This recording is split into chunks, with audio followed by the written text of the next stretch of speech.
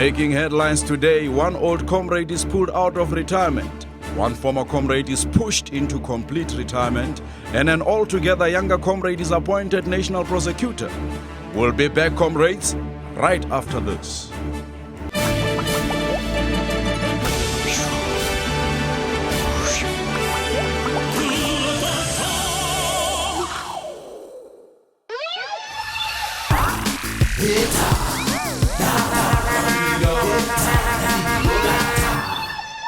Molo Sanibona, hello, how's it? I'm Tim Modise. You are watching ZA News because here you can.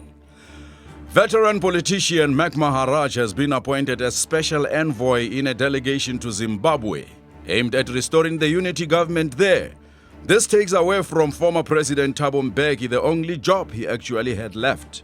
No, Tim. I must say I wish the team luck. All the time I was out there, all the years with that Robert Mugabe, and all he wanted was more shopping money. At least now I can spend time with my game. But I think my role as a peacemaker is not over. That Tiger Woods, all is not well there. Perhaps he could do with a bit of quiet diplomacy.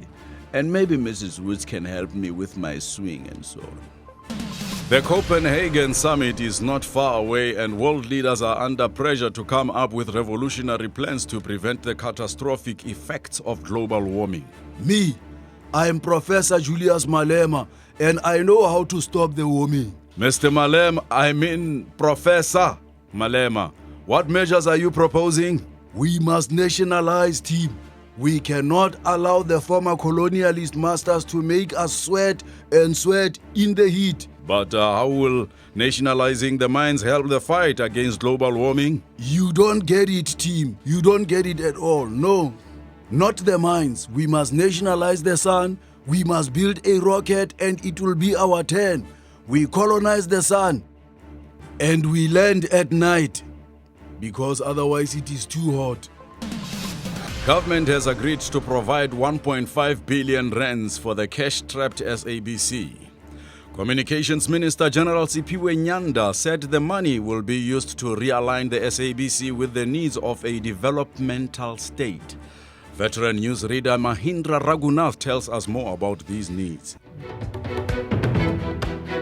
Good evening, honoured citizens. This is Field Marshal Comrade Mahendra Raghunath with today's news broadcast of our noble country. But first, a message of goodwill from His Excellency President for Life Jacob Gedleyihlekisa Zuma, the beloved leader of our people and zealous defender of the glorious national revolution. Welcome back. The appointment of Advocate Menzisi Melane as National Director of Public Prosecutions has been greeted with shock and horror. Legal academic Pierre de Vos has even suggested the appointment proves President Zuma is, I quote, a gangster hell-bent on protecting himself and his cronies, unquote. Well, the president is with us tonight, and to prove his good faith, he has agreed to taking a lie detector test. Good evening and welcome to our studio, Mr. President. Good evening, team. Mr. President, yesterday on World AIDS Day, you took an HIV test.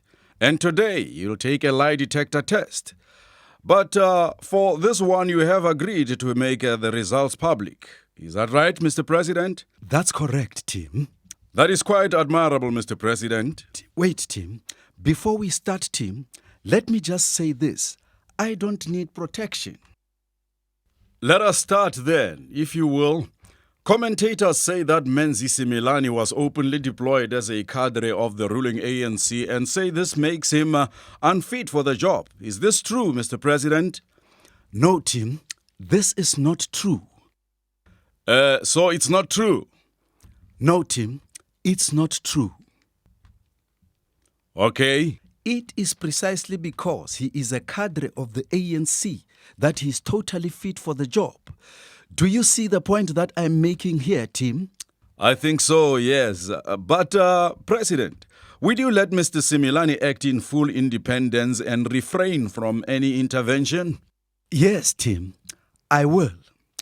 there will be no need for me to intervene. Ever. That is precisely why I choose him. There you go. Are you convinced now, Tim? Well, the test never lies. Just like me, Tim. Whoops. I guess this clarifies everything then. Thank you again, Mr. President. Why are we doing this? Because here we can. From me and the rest of the team is Hambagahle. Goodbye and futsek.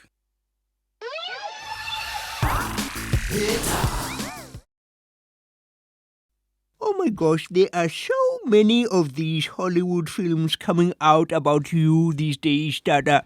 Why must they always come up with this Morgan Freeman guy to be me? He looks old. You kill me, Dada. You know, I've always wanted to be a big Hollywood action hero. And who will they get to be your stunt double? Well, they can just use a rolled-up peasant carpet with a smiley face and a crucifix on it. Those Americans, they won't know the difference anyway. You and I should star in a World War II submarine film. They would call it The Long Swim to Freedom. Or what about The Hunt for Red October? Starring Blade Nzimande. And I'm sure it will win the Nobel Prize for Best Action Movie with a peaceful reconciliation at the end.